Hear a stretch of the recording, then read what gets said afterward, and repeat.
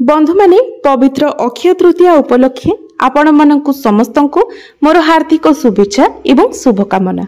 आजिर एही भिडियोटी बिछा राशि व्यक्ति विशेष मानक पई बहुत गुरुत्वपूर्ण अटे, कारण बिछा राशि व्यक्ति विशेष मानकर जीवन एही पवित्र अक्षय तृतीया ठारू संपूर्ण रूप से बदलिबाको जाउछि। कारण ग्रह नक्षत्र मानकर चलन रे एक बड़ परिवर्तन हेबा पई जाउछि, जहा फल रे एहार प्रभाव 12टी जाक राशि व्यक्ति विशेष मानक उपरे पड़िबाको जाउछि। अक्षय तृतीया परे सूर्यंक समेत 3टी प्रमुख ग्रह निजर राशि परिवर्तन करबाको जाउछंती। देवगुरु बृहस्पति, राहु एवं केतु निजर राशि परिवर्तन करबाको जाउछंती। तो 15 मई को गुरु निजर राशि परिवर्तन करिवे एवं 18 मई को राहु केतु निजर राशि परिवर्तन करिवे। तो एहार प्रभाव आपणकर स्वास्थ्य, शिक्षा, प्रेम जीवन, वैवाहिक जीवन, भाग्य, क्यारियर एवं व्यापार वाणिज्यर स्थिति उपरे पड़िबो।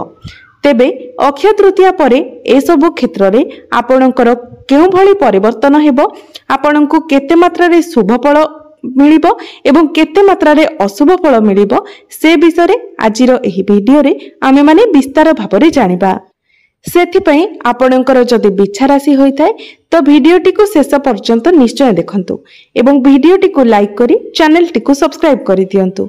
कमेंट बॉक्स रे भक्ति एवं श्रद्धार सहित जय मां लक्ष्मी, जय श्री विष्णु निश्चय लिखंतु। तो बंधु माने आसंतु आरंभ करिबा आजिर एही कार्यक्रम को, जहा आपणकर जन्म राशि एवं चंद्र राशि उपरे आधारित अटे। तो राशि चक्रर 12 गोटी राशि मध्यरु अष्टम राशि हेउची बिछा राशि एवं बिछा राशि राष्ट्राधिपति हेउछंती मंगल। तो बंधु माने अक्षय तृतीया परे आपणको कुंडलीर पंचम भावरे विराजमान रहिबे शनि, बुध, राहु एवं शुक्र। षष्ठ भावरे विराजमान रहिबे सूर्य। सप्तम भावरे विराजमान रहिबे गुरु। आपणकर नवम भावरे विराजमान रहिबे मंगल एवं एकादश भावरे विराजमान रहिबे केतु। तेबे सर्वप्रथमे आसंतु जानि नेबा आपणकर स्वास्थ्य किपरि रहिबो एही पवित्र अक्षय तृतीया परे। तो बंधु माने कुंडलीर प्रथम भावटी होइथाय आपणकर स्वास्थ्यर भाव, इम्यूनिटी सिस्टम रो भाव एवं आपणकर प्रथम भावर अधिपति हेउछंती मंगल। मंगल आपणकर नवम भावरे विराजमान अछंती। तो मंगल जेहेतु आपणकर त्रिकोण रे बहुत भल स्थान रे विराजमान अछंती, तेनु स्वास्थ्य आपणकर भल रहिबो, इम्यूनिटी सिस्टम आपणकर भल रहिबो। किंतु शनि एवं राहु जेहेतु आपणकर पंचम भावरे विराजमान अछंती, तेनु आपणकर टिके पेट समस्या देखा देई पारे। तो आपणको स्वास्थ्यप्रद खाद्य खाइबार अछि, खाद्यपेय प्रति जत्नवान रहिबार अछि, नचेत आपणकर स्वास्थ्य अक्षय तृतीया परे बहुत भल रहिबो। एबे आसंतु जानिबा आपणकर शिक्षा क्षेत्र किपरि रहिबो एही पवित्र अक्षय तृतीया परे। तो बंधु माने कुंडलीर पंचम भावटी होइथाय आपणकर शिक्षार भाव एवं आपणकर पंचम भावर अधिपति हेउछंती देवगुरु बृहस्पति। तो गुरु आपणकर सप्तम भावरे विराजमान अछंती। मात्र 15 मई को गुरु आपणकर अष्टम भाव को चलन करिवे। एहा व्यतीत आपणकर पंचम भावरे विराजमान अछंती बुध, शुक्र, शनि एवं राहु। तो बंधु माने पाठ पढ़ा तो आपणकर भल रहिबो, किंतु 15 मई को गुरु जेबे आपणकर अष्टम भाव को चलन करिवे तो सेतेबेले पाठ पढ़ा को नेकी आपण टिके कन्फ्यूज होई पारंती। तेबे बंधु माने गुरु आपणकर अष्टम भावरे संपूर्ण 1 वर्ष पर्यंत रहिबे, कारण गुरु गोटे राशि रे 1 वर्ष पर्यंत रही थांती। तेणु पाठ पढ़ारे आपणकर टिके कन्फ्यूजन देखा देबो। तेणु 15 मई परे आपणको आपणको पाठ पढ़ारे सीरियस हेबाको पड़िबो, मन देई पाठ पढ़िबाको पड़िबो। तेबे आपण जदि कोनोसी एडमिशन किंबा फॉर्म फिलअप करिबा पई चाहुछंती तो 15 मई पूर्वरु आपण करि नियंतु, ताहा आपणको पई भल रहिबो। एवं 15 मई पूर्वरु जदि आपणकर किछि एग्जाम रहिछि तो एग्जाम आपणको पई भल रहिबो। एबे आसंतु जानिबा आपणकर प्रेम जीवन किपरि रहिबो एही अक्षय तृतीया परे। तो बंधु माने कुंडलीर पंचम भावटी आपणकर शिक्षार भाव हेबा सहित पंचम भावटी मध्ये होइथाय आपणकर प्रेम जीवनर भाव। तो आपणकर पंचम भावर अधिपति हेउछंती देवगुरु बृहस्पति। गुरु आपणकर सप्तम भावरे विराजमान अछंती एवं 15 मई को गुरु आपणकर अष्टम भाव को चलन करिवे। तेबे आपणक पई गोटे भल कथा हेउछि जे आपणक पंचम भावरु खूब शीघ्र राहु बाहरी जिबे जहा आपणकर प्रेम जीवन पई शुभ रहिबो। आपण देखिथिबे विगत 1.5 वर्ष हेबो आपणकर प्रेम जीवन रे किछि ना किछि समस्या लागि रहउथिला जहाँकि 18 मई परे आपण आपणकर प्रेम जीवन रे किछिटा पॉजिटिव चेंजेस देखिबाको पाइबे। तेबे भी आपणकर पंचम भावर अधिपति गुरु आपणकर अष्टम भाव को चलन करिवे एवं शनि आपणकर पंचम भावरे गोचर करूछंती। तेनु आपण आपणक पार्टनर को मध्यरे टिके जिद्दी स्वभाव देखिबाको पाइबे। तेबे एही समय अवधि मध्यरे आपणकर इंटरकास्ट लव रिलेशनशिप होई पारे। एबे आसंतु जानिबा आपणकर वैवाहिक जीवन किपरि रहिबो एही पवित्र अक्षय तृतीया परे। तो बंधु माने कुंडलीर सप्तम भावटी होइथाय आपणक वैवाहिक जीवनर भाव।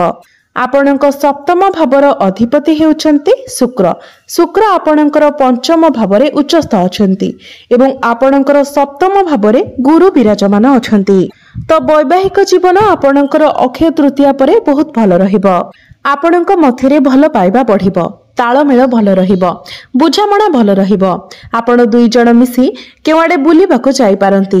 आपण दुई जण मिसी कोनोसी प्लानिंग मध्य करि पारंती। एबे आसंतु जानिबा सबुठारु गुरुत्वपूर्ण विषय वस्तु आपणकर भाग्य, क्यारियर एवं व्यापार वाणिज्यर स्थिति किपरि रहिबो एही पवित्र अक्षय तृतीया परे।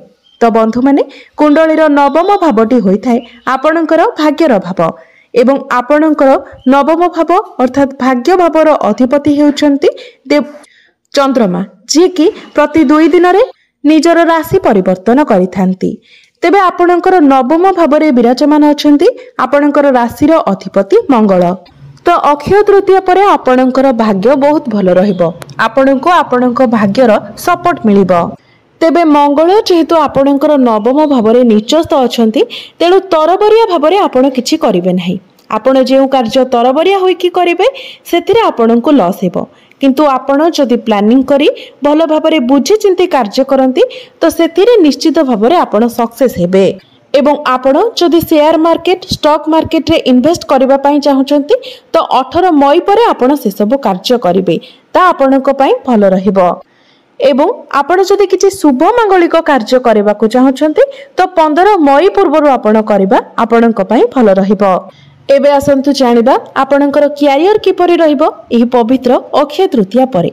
तो बंधु माने कुंडलीर दशम भावटी होइथाय आपणकर क्यारियर भाव, आपणकर कार्य क्षेत्रर भाव।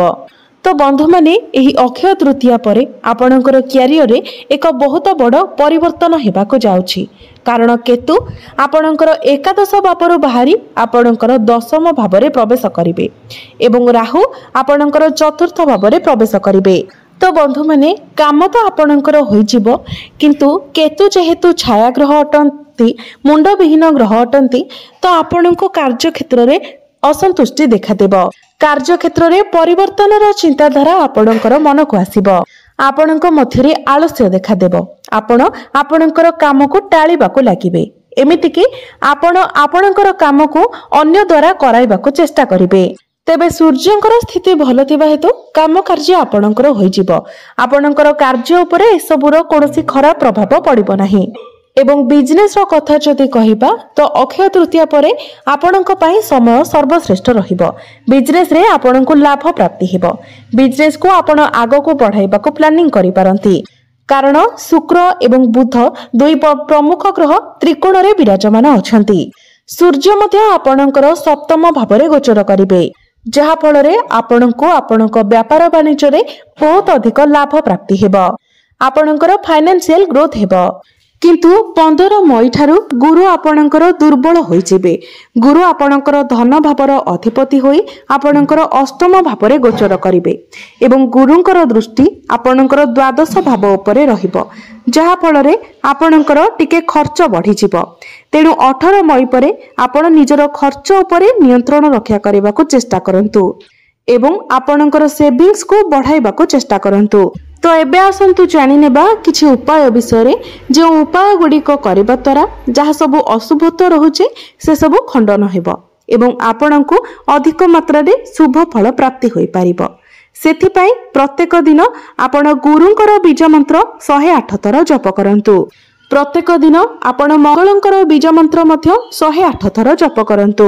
प्रत्येक दिन आपण उदित सूर्य को तंबा पात्र रे जलार्घ्य अर्पण करंतु एवं प्रत्येक दिन आपण हनुमान चालीसार पाठ करंतु। निश्चित भावरे आपण को अधिक मात्रा रे शुभ फल प्राप्ति हेबो। तो बंधु माने आपणकर जीवन मंगलमय हेउ, एहा ही ईश्वरंक निकटरे मोर प्रार्थना। धन्यवाद।